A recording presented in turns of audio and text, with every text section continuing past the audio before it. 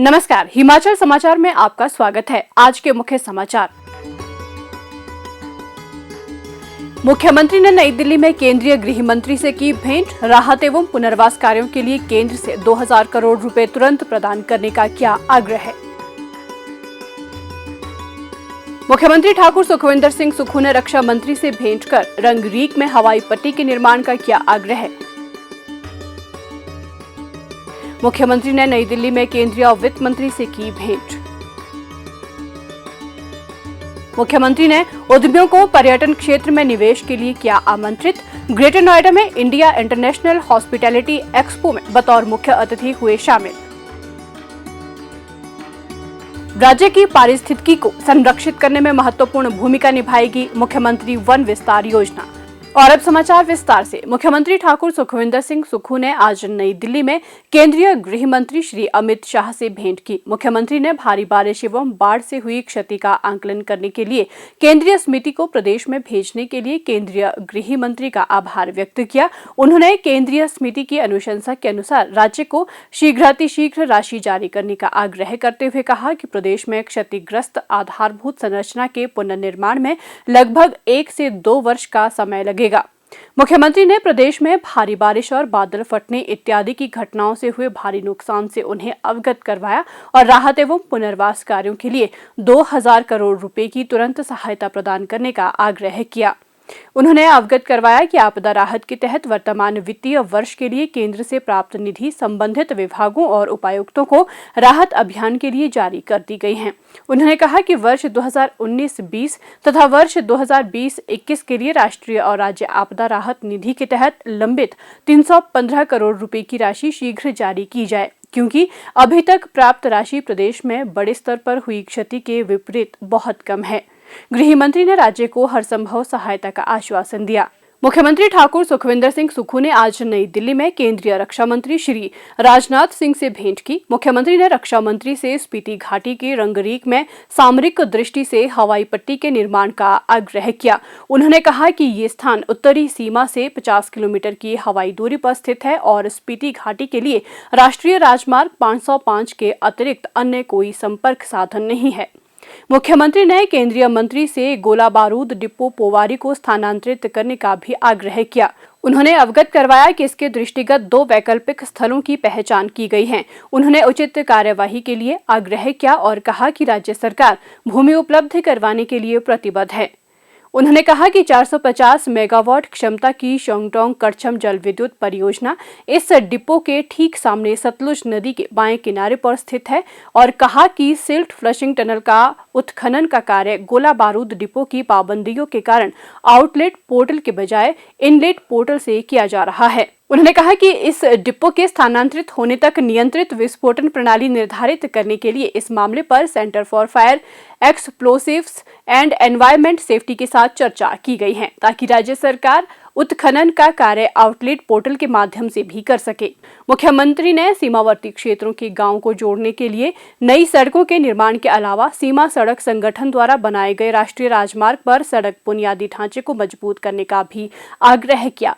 उन्होंने पुरानी हिंदुस्तान तिब्बत सड़क के पुनर्विकास, ज्यूरी से भावानगर तक समानांतर स्ट्रेच विकसित करने, खाब लियो चांगो सड़क को विकसित करने तथा भावा मुद सड़क पर भावा टॉप के नीचे टनल बनाने पर चर्चा की। इससे काजा और शिमला के मध्य दूरी 70 किलोमीटर कम हो जाएगी। उन्होंने मध्यवर्ती सड़कें विकसित करने पर भी बल दिया। रक्षा मंत्री ने राज्य को हर संभव सहायता प्रदान करने का आश्वासन दिया। मुख्यमंत्री ठाकुर सुखविंदर सिंह सुक्खू ने आज नई दिल्ली में केंद्रीय वित्त मंत्री श्रीमती निर्मला सीतारमण से भेंट की। मुख्यमंत्री ने राज्य में सामान्य स्थिति बहाल करने, संसाधन सृजन और बहाली कार्यों की गति में तेजी लाने के लिए केंद्र सरकार से अतिरिक्त विशेष केंद्रीय सहायता का आग्रह किया। मुख्यमंत्री ने उन्हें हिमाचल प्रदेश में बाढ़ के दौरान सड़कों, पुलों, जलापूर्ति योजनाओं, सिंचाई योजनाओं, शैक्षणिक एवं स्वास्थ्य संस्थानों, पशुधन व मानव जीवन, सार्वजनिक और निजी संपत्तियों को हुई भारी क्षति के बारे में अवगत करवाया। उन्होंने कहा कि लगभग 8000 करोड़ के नुकसान का आकलन किया गया है।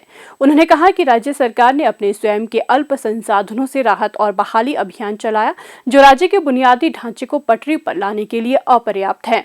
ऐसे में उन्होंने केंद्र से समर्थन और सहायता का आग्रह किया। केंद्रीय मंत्री ने हर संभव सहयोग का आश्वासन दिया। मुख्यमंत्री ठाकुर सुखविंदर सिंह सुक्खू बुधवार को नई दिल्ली में इंडिया एक्सपो सेंटर और ग्रेटर नोएडा मार्ट द्वारा आयोजित इंडिया इंटरनेशनल हॉस्पिटैलिटी एक्सपो 2023 में बतौर मुख्य अतिथि शामिल हुए। इस अवसर पर संबोधित करते हुए मुख्यमंत्री ने होटल व्यवसायियों एवं आतिथ्य उद्यमियों से प्रदेश में निवेश करने का आह्वान किया। उन्होंने कहा कि भविष्य में प्रदेश में पर्यटन उद्योग के क्षेत्र में अपार संभावनाएं हैं। मुख्यमंत्री ने कहा कि आने वाले वर्षों में हिमाचल सभी मौसम के सर्वाधिक पसंदीदा पर्यटन गंतव्य के रूप में उभरेगा। उन्होंने कहा कि प्रदेश की बेहतर कानून व्यवस्था, शांतिपूर्ण वातावरण एवं नैसर्गिक सौंदर्य राज्य को अलग पहचान दिलाता है। उन्होंने कहा कि राज्य सरकार 5 सितारा और 7 सितारा होटलों, स्वास्थ्य एवं वेलनेस केंद्रों, वृद्धाश्रमों आदि में निवेश को प्रोत्साहित करने के लिए निरंतर प्रयास कर रही है। उन्होंने कहा कि प्रदूषण मुक्त वातावरण और यहाँ की स्वच्छ जलवायु वरिष्ठ नागरिकों के लिए स्वास्थ्यवर्धक है। उन्होंने कहा कि होम स्टे योजना के घर से काम करने वाले कॉरपोरेट कर्मचारियों को बड़ी संख्या में हिमाचल की ओर आकर्षित किया है।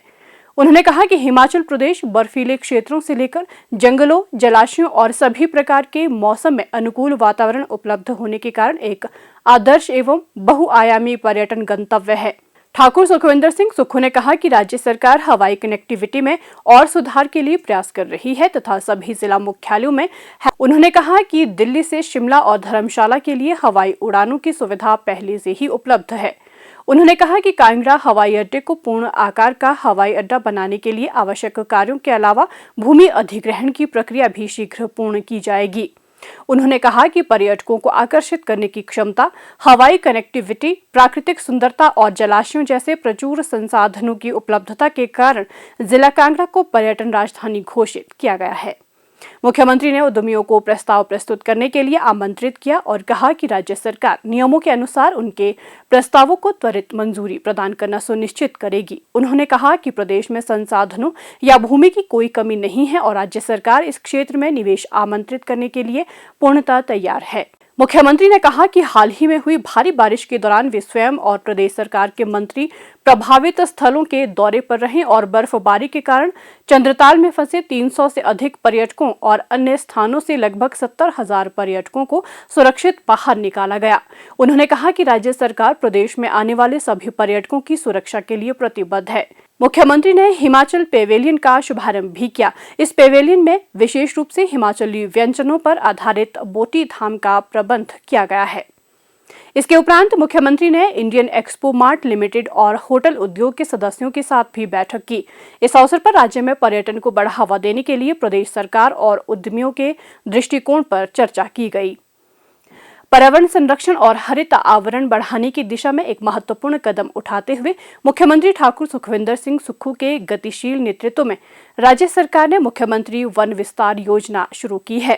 प्रदेश मंत्रिमंडल द्वारा हाल ही में स्वीकृत इस योजना का लक्ष्य राज्य में वन क्षेत्र का विस्तार करना है, जिससे पारिस्थितिकी तंत्र और सामाजिक आर्थिक जनजीवन पर सकारात्मक प्रभाव पड़ेगा।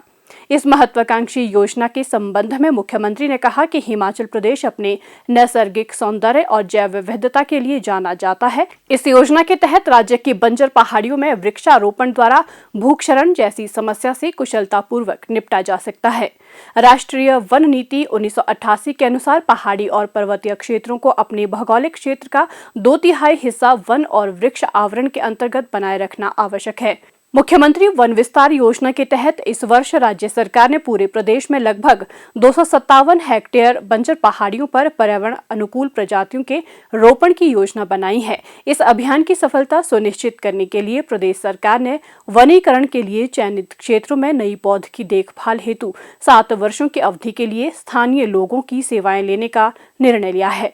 इसके अतिरिक्त कार्यक्रम के उचित कार्यान्वयन, देखरेख और निगरानी के लिए वन विभाग द्वारा एक समर्पित टास्क फोर्स की स्थापना की जाएगी। अभियान के तहत रोपित पौधों की देखभाल के महत्व पर बल देते हुए मुख्यमंत्री ने कहा कि टास्क फोर्स वृक्षारोपण सीजन के दौरान हर पखवाड़े में कम से कम एक बार बैठक करेगी ताकि प्रगति की समीक्षा की जा सके और वनीकरण कार्यों का समय पर निष्पादन सुनिश्चित करने के लिए क्षेत्रीय इकाइयों के साथ समन्वय किया जा सके। इसके अलावा सरकार पर्यावरण संरक्षण के प्रयास में सामुदायिक भागीदारी को बढ़ावा देने के लिए विभिन्न गैर सरकारी एजेंसियों, व्यक्तियों, स्वयं सहायता समूहों और संयुक्त वन प्रबंधन समितियों को वृक्षारोपण स्थलों को अपनाने व उनकी उचित देखभाल सुनिश्चित करने के लिए प्रोत्साहित करेगी। मुख्यमंत्री वन विस्तार योजना से न केवल वन क्षेत्र बढ़ने की उम्मीद है, बल्कि ये पहाड़ी चोटियों पर जंगली खरपतवार को खत्म करने में भी महत्वपूर्ण भूमिका निभाएगी, जिससे पर्यावरण संरक्षण को भी बढ़ावा मिलेगा। ये पहल राज्य के लोगों के लिए रोजगार और स्वरोजगार के अवसर भी पैदा करेगी, जिससे सतत विकास को बढ़ावा मिलेगा।